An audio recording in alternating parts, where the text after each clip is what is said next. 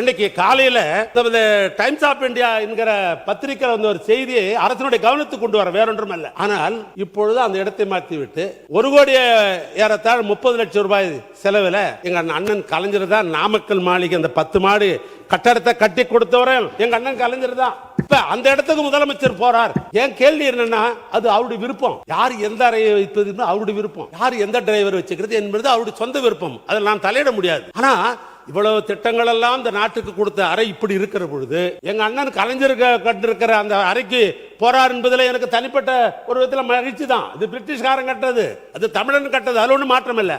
ஆனால் இன்றைய தினம் டைம்ஸ் ஆஃப் பத்திரிகையில் என்ன செய்தி வந்திருக்கிறது சொன்னால், இந்த டைம்ஸ் ஆஃப் பத்திரிகையில் 5.54 கோடி ரூபாய் மதிப்பிலான இந்த டெண்டர் ஆழ்நிலையில் விடப்படவில்லை. இந்த டெண்டர்ல ஏதோ ஒரு கோளாறு இருக்குதுன்னு டைம்ஸ் ஆஃப் வந்துக்கிறாங்க. அது அமைச்சர் அவர்கள் பதில் அதுக்கு சொல்லட்டும், நான் வேணான்னு சொல்லலை. ஏன்னா இப்போ என் டைம் எடுத்துக்கணும், அதுக்காக சொல்கிறேன். நான் கடைசியாக பதிலில் சொல்லுங்கள். அமைச்சருக்கு அந்த வாய்ப்பு உண்டு, மணிக்கணக்காக கூட நீங்கள் பேசலாம்.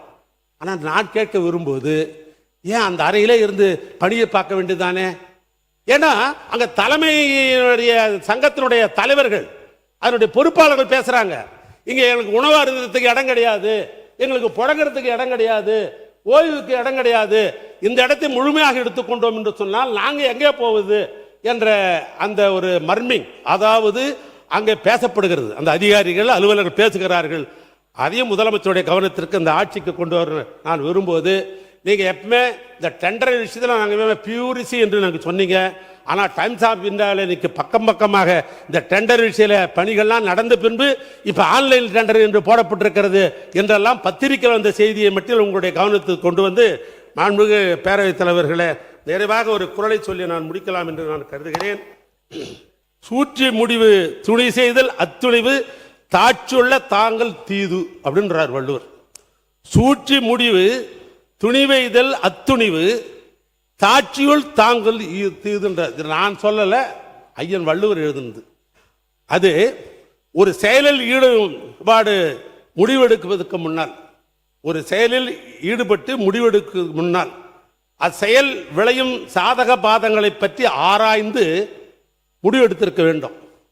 அப்படி முடிவெடுத்த பிறகு காலம் தாழ்த்துவது, இயக்க வைப்ப முடியாது, 3 மாதம் சென்று தான் முடியும், 6 மாதம் சென்று தான் முடியும், 2 வருஷம் சென்னா தான் முடியும் அப்படின்னு காலம் தாக்குறோம் பார். அது எங்கு வந்து முடியும் என்றால் தீதில் முடியும் என்று வள்ளுவர் சொல்றார். நான் இதெல்லாம் சொல்லலை, இந்த ஆட்சிக்காரர் அட்வைஸ் பண்றாரு, ரொம்ப காலதாபம் தான் பண்ணாதீங்க, அப்படி பண்ணீங்கன்னா அது தீதாக அமையும் என்று வள்ளுவர் சொல்லுகிறார். எனவே அந்த வள்ளுவர் தான் இந்த ஆட்சிக்கு பொருத்தம் என்று சொல்லி, அச்சம் என்பது மடமையடா, அஞ்சாமை திராவிடர் உடமையடா, 6லும் சாவு 100லும் சாவு, தாயகம் காப்பதுதான் இந்த கழக உறுப்பினருடைய கடமை என்று சொல்லி என் உரையை நான் நிறைவு செய்கிறேன். நன்றி, வணக்கம். மாண்புமிகு பொதுப்பணித்துறை அமைச்சர் அவர்கள். மாண்புமிகு பேரவைத் தலைவர்களே, மூத்த உறுப்பினர் தன்னுடைய பேச்சை சிரிச்சுக்கிட்டே, பொதுவாக ஊரில் ஒரு பழமொழி சொல்லுவாங்க, இந்த வாழைப்பழத்தில் ஊசி ஏற்றி அந்த வாழைப்பழத்தையே மக்கள் கொடுப்பாங்களாம். அதுதான் அவருடைய பேச்சோடைய கடைசி சுருக்கம். டைம்ஸ் ஆஃப் இந்தியாவை பற்றி சொன்னார். கடந்த 5 வருஷத்துடைய அனைத்து பத்திரிகை செய்திகளை எடுத்து போட்டால் இந்த துறை ஊழல் மட்டும்தான் செஞ்சிருக்குன்னு சொல்ல முடியும் எங்களாலையும்.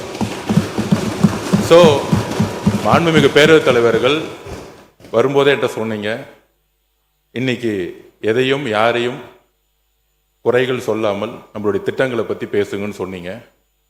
பத்திரிகை செய்திகள் தவறானது, அதுக்கான விளக்கத்தை நான் பதில் கொடுக்குறேன். டெண்டரே இன்னும் முடியல, எங்களுடைய முதலமைச்சர் சொன்னது உண்மை. அதில் ஒன்று சொன்னால், ஸ்கெடியூல்ட் ரேட் ஏன் இன்னும் அனௌன்ஸ் பண்ணலன்னு, அதுக்கும் ஒரு காரணம் இருக்கு. எங்களுடைய முதலமைச்சருடைய உரைக்கும் ஸ்கெடியூல் ரேட் அனௌன்ஸ் பண்ணாததுக்கு ஒரு காரணம் இருக்கு. இன்னைக்கு ஸ்கெடியூல் ரேட் அனௌன்ஸ் பண்ணோம்னா பொதுவாக சிவில் ரேட்டுடைய விலைக்கு ஏற்ற மாதிரி பண்ணணுங்கிறது எங்களுக்கு தெரியும். பொதுவாக 3%, 5%, 7% பொதுவாக விலை ஏற்றுவார்கள். ஆனால் நாங்கள் போன வருஷம் என்ன இருக்கோ ஸ்கெடியூல் ரேட் அதே எல்லா டிபார்ட்மெண்ட்டுக்கும் கொடுத்துருக்கோம். ஏன் அப்படின்னா, இன்றைக்கு கூடிய சீக்கிரத்தில் வெள்ளை அறிக்கை வெளியிட போறோம். நெடுஞ்சாலை துறையிலையும் பொதுப்பணித்துறையிலையும் கடந்த 5 வருடங்களாக நடந்த அனைத்து டெண்டர்களையும் என்ன நடந்தது என்று இன்றைக்கு அவையில் நாங்கள் சொல்ல விரும்பல. அதுல இந்த லாஸ்ட் 60 நாள்ல 20 ப்ராஜெக்ட்டுக்கு மேல ரீடெண்டர் விட்டோம். அதோடைய பாசிட்டிவ் ரியாக்ஷன் என்ன, முதலமைச்சர் சொன்ன மாதிரி ஹை வேல்யூ போட்டாங்க அப்படின்னு சொன்னது உண்மை. சுமார் 20% 36% வேல்யூ கம்மியா இன்னைக்கு டெண்டர் வந்து கொண்டிருக்கு. அதை இந்த மாமன்றத்தை தாக்கல் செய்ய நாங்க ரெடியா இருக்கிறோம். ஆல்ரெடி போன கவர்மெண்ட்ல போட்ட டெண்டர்ஸ் திருப்பியும் புதுசா டெண்டர் விடும் பொழுது சுமார் 20% வரைக்கும் டெண்டரோட வேல்யூ இன்னைக்கு கம்மியாக கிடைத்து அந்த பணம் எல்லாம் நம்மளுடைய ட்ரெஷரிக்கு வந்து கொண்டிருக்கிறதுங்கிறதான் உண்மை. இதை என்னுடைய பதில் குறிப்பில் சொல்றேன். அப்புறம் மாண்புமிகு முதலமைச்சருடைய அலுவலகம் செக்ரட்டரியேட் கட்டணும்னு கலைஞர் நினைச்சாரு. அதுல ஏதாவது உடன்பாடு இல்லாம இருக்கா? மாண்புமிகு அம்மா அவர்கள் ஒரு புது செக்ரட்டரியேட் கட்டணும்னு நினைச்சாங்க, அதுலயும் உடன்பாடு இருக்கும். பட் கால சூழ்நிலை ஏன் செக்ரட்டரியேட் கட்டணும்னு நினைச்சாங்க? அரசு அலுவலர்களா இருக்கட்டும், முதலமைச்சர் காலையில 9:30 மாலை 5:05 பல்வேறு தரப்பு அரசு ஊழியர்களாகட்டும், வெளிநாட்டு பிரதிநிதிகளாகட்டும், நம்மளுடைய விசிட்டர்ஸ் ரூம் பார்த்தீங்கன்னா தெரியும். ஒரு வெளிநாட்டில இருந்து ஒரு அமெரிக்கன் கான்சுலேட்டோ ஒரு வெளிநாட்டு அதிகாரிகள் வரும்பொழுது உட்காரக்கூடிய இடம் இன்னும் அப்டேட் செய்யப்படலை. இதுதான் கலைஞரும் சரி அம்மா அவர்களும் சரி ஒரு செக்ரட்டரியேட் கட்டணும்னு நினைச்சாங்க. அப்ப முதலமைச்சருடைய வேலைப்பளு புதிய திட்டங்களுக்காக அவரை சுத்தி கிட்டத்தட்ட ஒரு 200 பேர் இன்னைக்கு ஒரு நியூ விஷன், ஒரு புதிய மாற்றத்தை உருவாக்க, ஒரு நியூ ரீஸ்ட்ரக்சருக்காக தன்னுடைய அலுவலகத்தை எல்லோரும் அமரக்கூடிய, முதலமைச்சர் தான் மட்டும் நல்ல ரூம்ல உட்கார்ந்தா பார்த்தாது, அங்க இருக்கக்கூடிய நீங்க பாத்தீங்கன்னா தெரியும், இப்ப கூட நீங்க உள்ள வரலாம். S1 S2 முதலமைச்சருடைய S1 S2 S3 S4 ஒரு 100 ஸ்கொயர் ஃபீட் கூட இல்லாத ஒரு ரூம்ல உட்கார்ந்து அவங்க வேலை பார்த்துட்டு இருக்காங்க. அப்ப முதலமைச்சருடைய பரந்த உள்ளம் அனைத்து அதிகாரிகளுக்கும் ஒரு நல்ல வசதியான இடம் வேண்டும் என்கின்ற ஒரு உணர்வுடன் தான் தன்னுடைய அலுவலகத்தை அவரை சுத்தி கிட்டத்தட்ட 80 பேர் உட்கார்ந்து வேலை பார்க்கும்போது அங்க சரியான கழிவறை வசதி கூட கிடையாது. நீங்கள் இப்பொழுதும் போய் பார்க்கலாம்.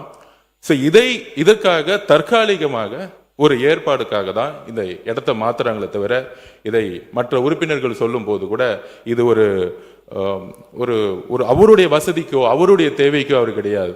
அவரு இன்னைக்கும் சொல்றோம், நாங்க கேம்பெயின் போகும்போது ஒரு சாதாரண ஹோட்டல்ல ஏன் வண்டிலேயே வேன்லயே படுத்துட்டு சாப்பிட்டு அங்கேயே ஒரு 2 மணி நேரம் இருந்துட்டு போறக்கூடிய ஒரு எளிமையான முதல்வர் எங்களுடைய முதல்வர்.